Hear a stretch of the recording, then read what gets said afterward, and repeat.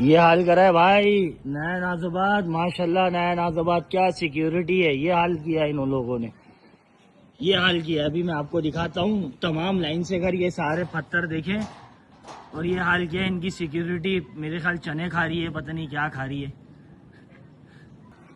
क्या सिक्योरिटी है भाई, 28,000 रुपये मेंटेनेंस लेते हैं और सिक्योरिटी चेक करें। ये हाल है भाई यहाँ का।